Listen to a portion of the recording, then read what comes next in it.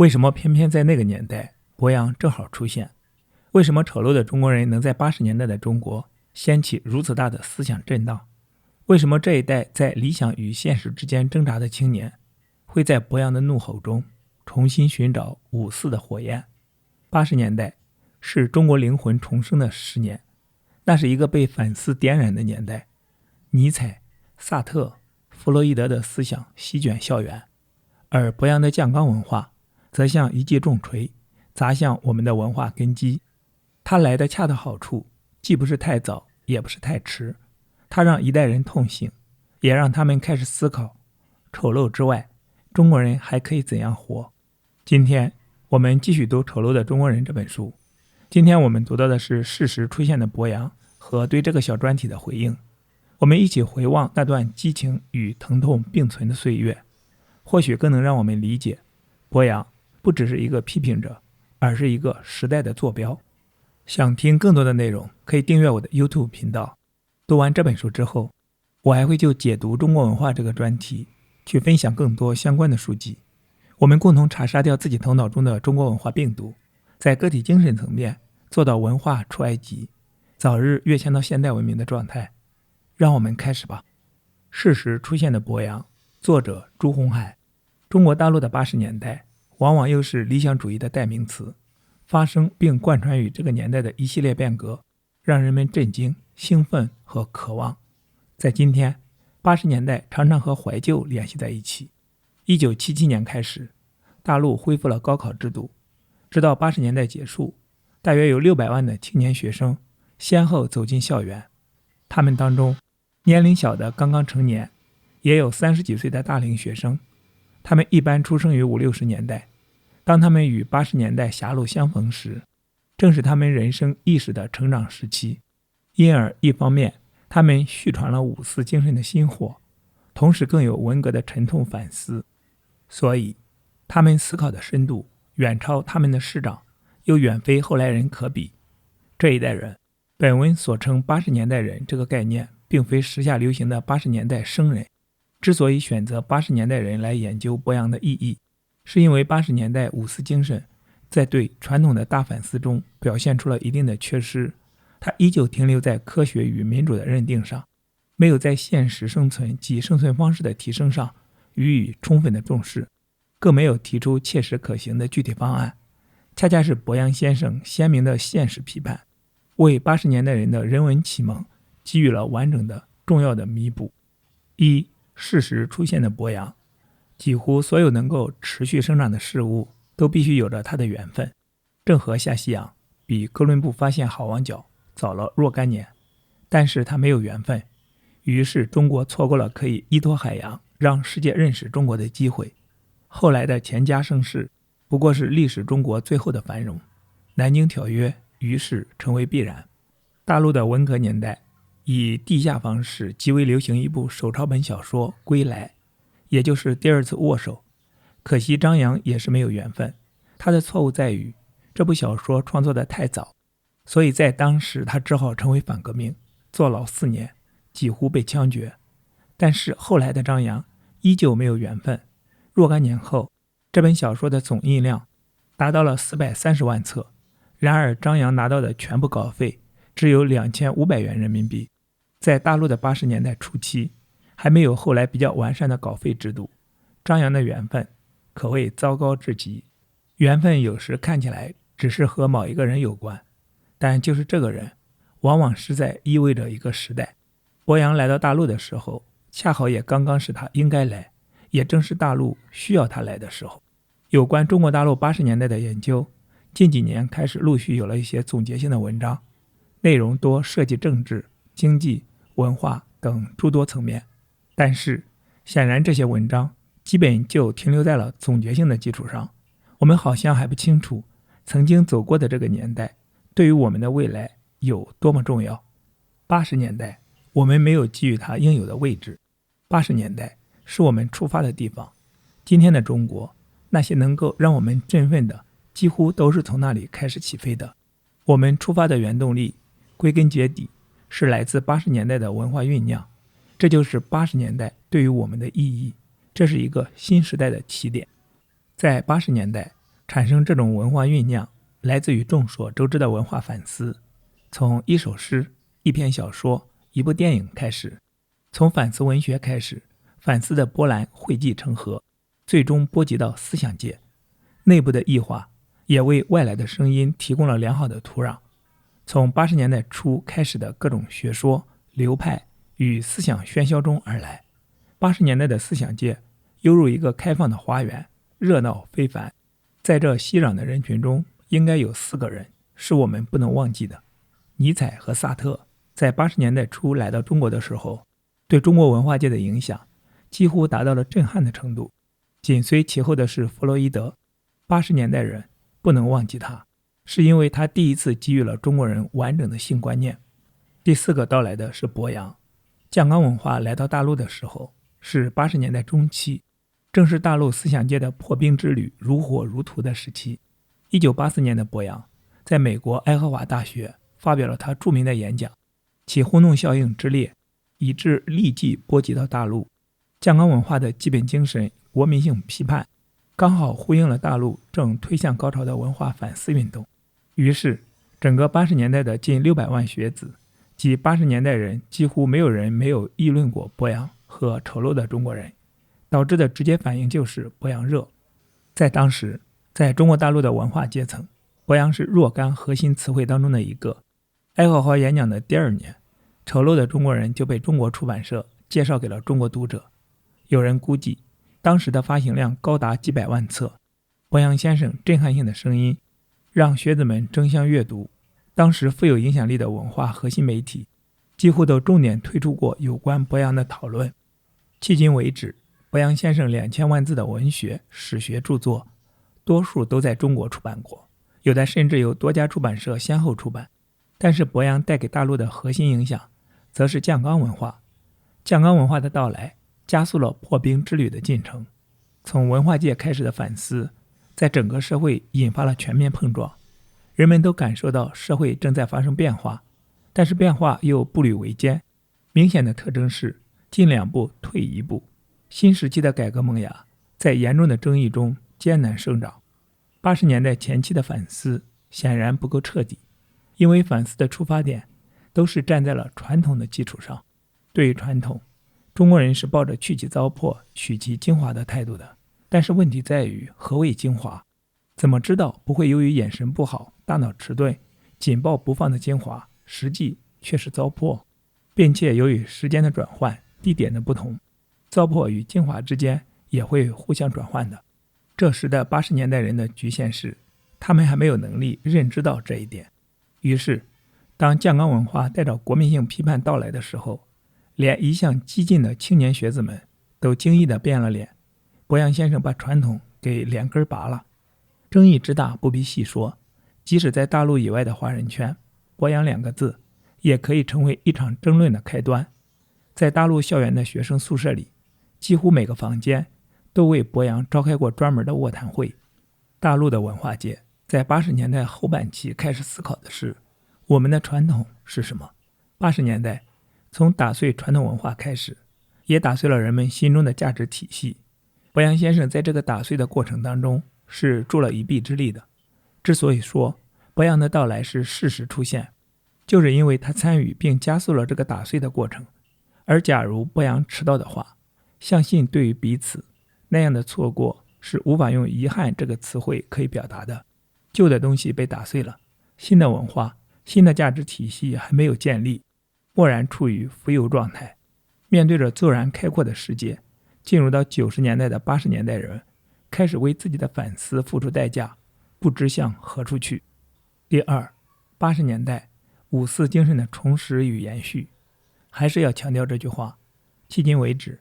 对于80年代的认识，我们还没有意识到这个10年对于现在及未来的中国有多么的重要。这个10年对于中国人来说，高度浓缩着心灵的痛苦与挣扎，既是空前，可能也是绝后的。中国人的价值体系从没有面对过如此猛烈的撕裂与阵痛。将博洋先生纳入到80年代来研究博洋的意义是十分必要，而且是必须的。离开了这个年代，在中国大陆，博洋将不再是博洋，因为80年代的本质是五四精神的秉承和延续。关注中国问题的学者们注意的就是五四精神所提出的任务，不仅80年代没有能够完成，其实我们至今也仍未完成。21世纪的中国仍将要肩负这个沉重的使命，而且看起来还有很长的路要走，但是在延续。这个延续实际上从20世纪的30年代末开始，曾经被长时间的中断过，能够重拾五四精神就是在这个80年代，并且一度达到过高潮。遗憾的是，这样一个如此重要的学术命题，若干年来却被学术界如此长久地忽略着。与五四时代相比，80年代与其共同之处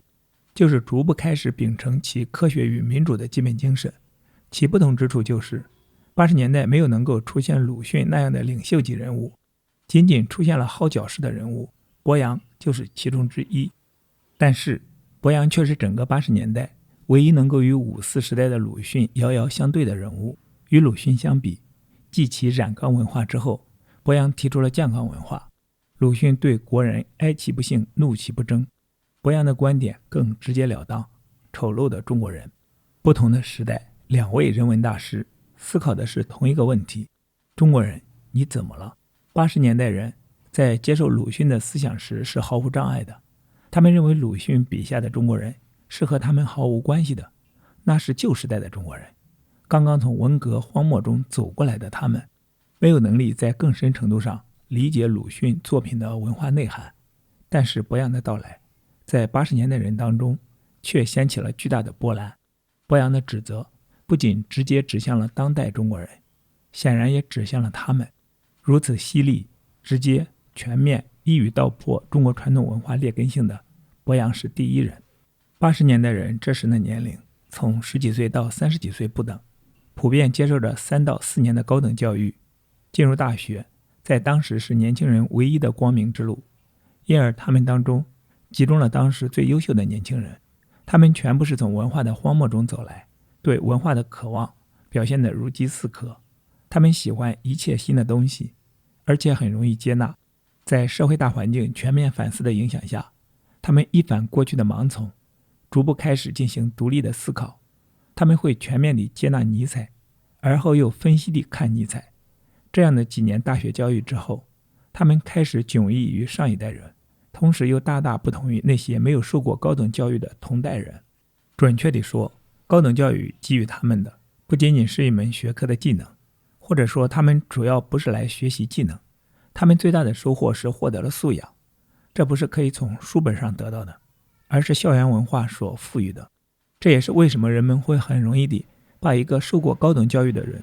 从一群年轻人当中分离出来的原因。柏杨到来的时候，他们当中只有一小部分刚刚离开校园，但是依旧保持着校园时代的敏锐和渴望。柏杨的到来确实让他们振聋发聩，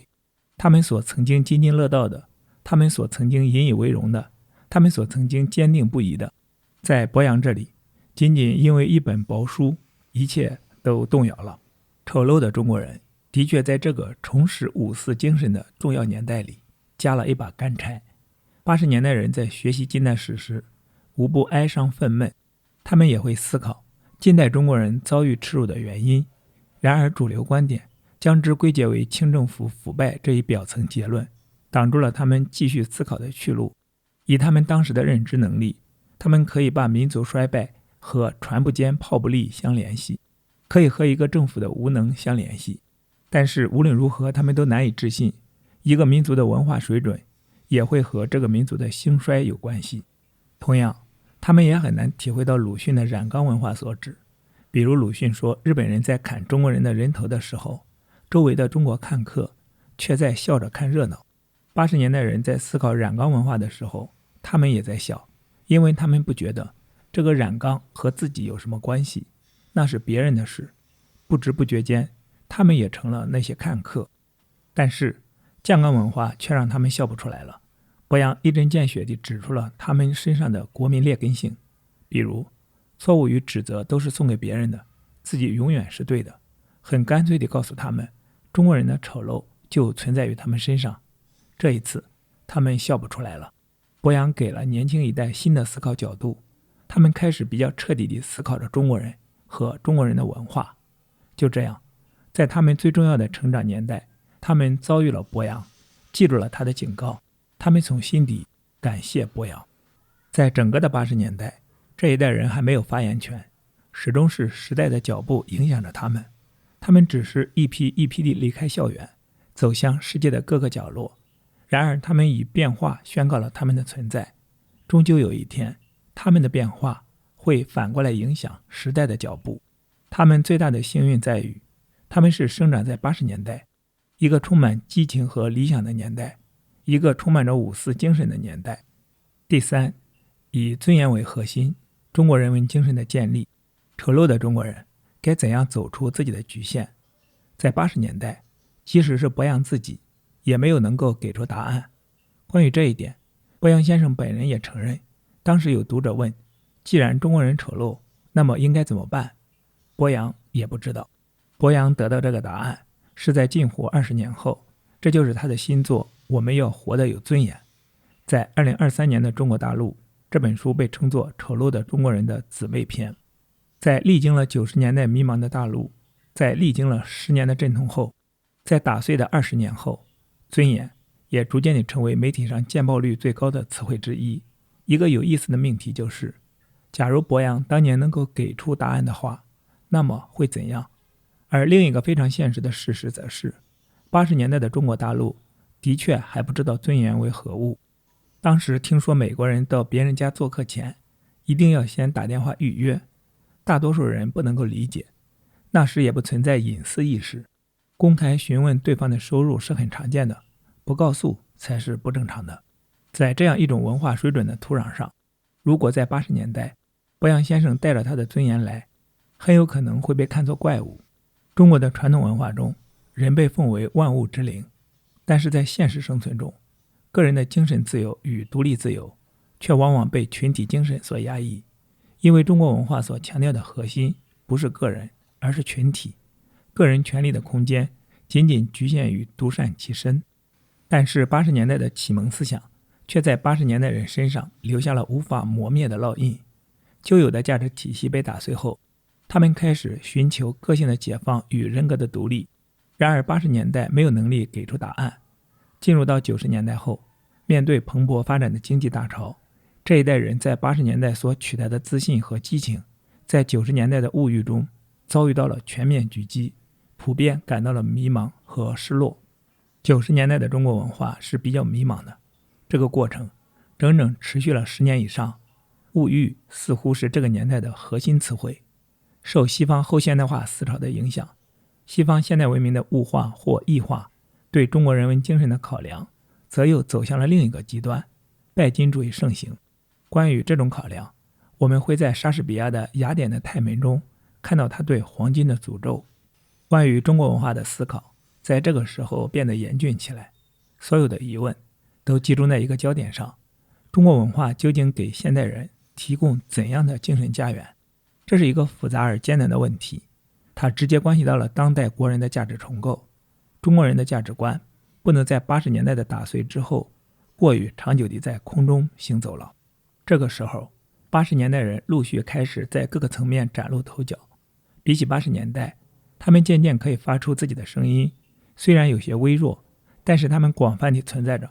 由此所汇集的声音渐渐显示出了新的力量，并出现了一个从未有过的阶层——精英阶层。柏杨的名字在这个时期由于特殊原因逐渐淡出他们的视野，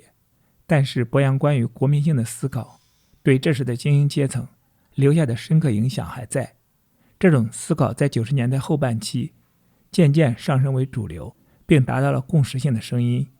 文化的根本问题在于人的问题。同当时的中国经济软着陆相似，中国人文精神也在同一时期尝试着自己的软着陆。不同于80年代的是，这一次似乎没有出现号角似的人物，而是整个精英阶层在推动着这个变化。精英阶层的共识是，文化的主题是人，人既是社会主题，又是自身存在的价值主体。不同的主题范畴直接导致了人要同时扮演不同的角色。一方面人要实现自我价值，另一方面人又是社会角色。对人自身问题的忽视，将会导致人的物化，从而形成全社会性的物欲，人的存在、价值和尊严也将被遗忘。由此，尊严这个一向被国人保留在字典里的词汇开始浮出水面，并屡屡见诸报端。如果没有80年代由博洋引起的那场关于中国人的大讨论，很难想象会有如此广泛的人群在90年代共同参与了价值重建的过程。新的价值体系在新世纪初开始呈现出了它的雏形，这就是以尊严为核心的人文精神的建立，树立个人的人格尊严、生存尊严、道德尊严。做一个市场经济条件下的现代人，这就要求在讲究自身尊严的同时，也要尊重他人尊严。这种尊重实质上就是对他人价值存在的一种认同。诚信也开始成为新的流行词汇。从80年代到新世纪初，从打碎到重建的完整呼应，回顾这20余年的时间，可以清晰地感受到五四精神的延续之路。能够完成这样一个阶段性任务，要归结于几方面的因素，即外部世界的影响、与世界接轨、自我反思下全民素养的逐步提高、面对成长的烦恼付出代价后所取得的经验。80年代人如今年龄大约在30多岁到50多岁的精英阶层，在这条延续之路上表现出了不可忽视的力量，并且成为推动今天当代中国的中坚力量。在他们走过的路上，始终充满着80年代的声音，那声音里面有80年代的激情和理想，也有80年代的尼采、萨特、弗洛伊德和博洋。第四，新的中国与新的中国人。有意思的是，就在中国大陆的尊严核心逐步确立的时候，博洋再度带着他的新作《我们要活得有尊严》来到了大陆，并且一度成为2003年大众解读尊严的普及本。从丑陋的中国人出发，博洋和他的80年代人在20年后，双方几乎同时会师在尊严这个坐标点上。当我们回过头来看时，会发现存在于大陆与博洋，或者说两岸之间的一些惊人的巧合。80年代，当走出文革阴影的大陆在阵痛中反思时，在台湾则同样在反思着的博洋，其思想不仅震动台湾，并且风靡大陆。随后，在大陆出现了外国的月亮比中国圆的现象。与此同时，在博洋的作品中，也出现了就这一现象挖掘国民劣根性的文章。而当新世纪之初，大陆开始倡导尊严的时候，博洋的尊严也刚好来到了大陆。同为中国人，两岸在经济发展甚至一定的意识形态上有着极大的差别，然而双方在同一个阶段所反思、所面临的却经常是共同的命题。同文同种的文化发挥出的功力，我们无法看到和触摸，但它却如此的强大。在今天的大陆，尊严不仅仅是一个流行的词汇，以其为轴心的变化几乎同样是可以触摸的。从80年代走出的精英阶层已经成为当代社会的主导力量，他们同样也在以积极的姿态展示着这种力量。一个非常著名的案例就是广州一个收容所错误收容并非法治大学生孙志刚死亡一案引发的对公民生存权的全国大讨论。大讨论导致的直接结果就是已经实行了21年的收容遣送办法被废止，收容站转制为救助站。这样的结果大大出乎大讨论发起者和参与者们的预料。值得注意的是，这也是中国大陆第一次依靠网络言论的力量影响了一个案件的发展，其结果是11人被判刑，1人被判死刑。另一个著名的例子就是，由于非典的爆发和蔓延，公众知情权成为今年最流行的词汇之一，几乎全国的媒体都参与过这场讨论。今天如果用 Google 搜索一下非典知情权，将会查到16000条以上的资讯。最新的变化则是新的婚姻登记管理条例的实施。条例最大的变化是取消了原来登记时需要男女双方单位出具的介绍信，同时可自愿参加身体健康状况检查。上述的案例，上述的变化能够传递出的信息就是，当代的中国人已经懂得理解尊严的内涵，并且在生存中开始活出了自信。1999年，博洋先生去香港，有记者问他曾经批评中国人丑陋，现在经过好长一段时间，中国人进步了吗？博洋笑说，要进步很难，这是文化导致的。不过，如果倡导诚实文化，以诚实做基础，提倡尊严、尊重、包容、理性，远离传统的谎言文化，就是一个进步的开始。就是这个开始，让我们感受到了中国人新的气象，看到了精英阶层的影子，听到了80年代的余音。历经了10年打碎、10年彷徨之后的中国人文精神，或许从现在开始，还要再历经10年的建构。或许本文的观点会被认为过于乐观，因为博洋先生从丑陋到尊严，笔锋所指的国人病症并没有消失，甚至还像顽疾一样地存在着，甚至还可能迸发出新的病症。孙志刚致死案不过才发生半年，从媒体的披露可以看到，相似的案件还在发生着，更多的知情权还停留在口头上。结婚登记不用介绍信，刚刚是几天的事情，由此便得出结论，是否等同于加减法一样简单化了？事实上，上述变化以及20年来的变化，让我们感受到的是一个重新建立的人文精神的雏形。这是从5·4以来不断付出代价也不断努力的结果。一个民族的人文精神是建立在国民精神基础上的，正是从鲁迅贯穿到博洋作品中的国民性。晚清政府曾经把自己的一败再败归结为船不坚炮不利，由此开始了洋务运动。然而船坚炮利后，仍然逃脱不掉失败。事实上是晚清的国民精神已经完全腐烂了。90年代的中国大陆曾一度陷于物欲横流当中，但物质的相对丰富同样也无法挽救人文精神的缺失。相反，正是由于这种缺失，让我们目瞪口呆地看到了更多的丑陋中的丑陋。而今天我们看到的是人文精神的曙光，看到的是中国人进步的曙光。这是从80年代开始20年以来，从5·4运动开始近100年以来，中国人努力的结果。我们现在需要的是5·4精神的延续，我们的任务还没有完成。正如博洋笑言，要进步很难，这是文化导致的。还是要回到80年代，回到80年代人，回到博洋。对于80年代人来讲，博洋是一个导师。当80年代人成为精英阶层时，今天的博洋对他们已经没有当年的影响力。当年的学生和导师在近20年里以不同的路径是一起寻找到了尊严这个坐标的，但是这丝毫无损博洋的魅力，因为学生是从导师的震撼下出发的。一个没有经历过任何教育的成年人，如果让他和一群儿童一起开始接受学历教育，那么这个人在小学阶段可能会一直名列前茅，但是最终他一定会输掉这场比赛，因为这种智力开发对他来说实在是太晚了。在他错过了应该接受智力教育的阶段后，就永远失去了这个机会。博洋对于80年代人的意义就在于此。在一个全民反思的大背景下，博洋遇到了一群刚刚走出荒漠的、充满渴望的、充满激情的年轻人，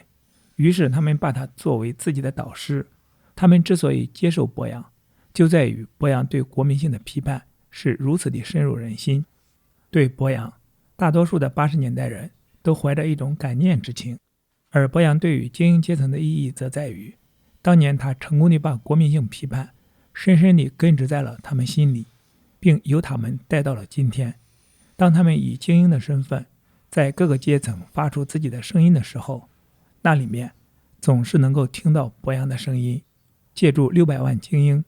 博洋推动着中国人的进步，这就是博洋的价值。作者系2003年大陆版《我们要活得有尊严》责任编辑。本文系作者在2003年博洋文学史学思想学术研讨会上的发言。博洋依然在影响80年代人。陈晓明，我想针对朱鸿海先生这篇论文提出的80年代、80年代人以及博洋思想在80年代、博洋思想对80年代人的影响这几个概念做点补充说明。我以为朱鸿海先生提出的80年代这一概念是非常有意义的。这个时代我理解为一个高度浓缩的时代，事实上它压缩了整个70年代，所以70年代变成以一种怪异的方式成为一种超历史的存在。对那些断裂的东西累积到80年代全部爆发出来，包括人力资源的堆积也是如此。我本身是7级的大学生，当时我18岁，是班上年纪最小的。20岁毕业后，我留校教书，我的学生最大也有35岁了。所以当时的思想构成、人力、物力都可以说是非常混乱的状态，它压缩了好几个时代，70年代和80年代更是整个压缩在一起的，我是如此理解的。第二，它也是好几个思潮压缩在一起。文革以后，我们有一种思想解放运动，也叫做拨乱反正，主要的目的就是反思文革为什么会发生，所以这时人们借用了各式各样的思潮去解释，最早也因此引进了最新的西方思潮，包括科学史、文学理论、西方社会学、哲学等方面，这让年轻一代非常兴奋。我们甚至是清晨3、4点钟爬起来去买书，只要是来自西方的，我们全盘接受。第三，我认为是堆积了无数的历史愿望。作为这样一个压缩的时代，人们有巨大的历史愿望，主要当然就是实现4个现代化。当时我们知道了香港、台湾，他们都在亚洲，都属于中国，但是他们却发展得这么快。记得当时有个电影导演写了一篇文章，说他在访问了香港、台湾后到了日本，坐在日本银座的台阶下哭。他说1945年后，日本是战乱的一片废墟，中国大陆当时也都在同一个历史起跑点上，为什么现在的日本是这样？所以他坐在那里痛哭。其实我们这一代人对于国家、民族都有深切的爱，就是哀其落后，怒其不争。常想，我们怎么就处在这样的一个境况当中呢？所以当时对传统的反思、批判，实际上正是怀着对于国家、民族振兴那样的一个巨大的愿望，但因为这种愿望的表达很困难，所以转为一种对过去传统一种冷峻的批判与痛斥。朱鸿海先生在文章中提到，柏杨先生的思想在80年代中期进入了中国大陆，恰好契合了当时对传统反思的思潮。我想这个把握是非常准确的。中国大陆对传统的反思，从70年代末80年代初到未来，许多的研讨会都曾经这样讨论过，但是大家感觉到对传统的批判好像都不够强而有力。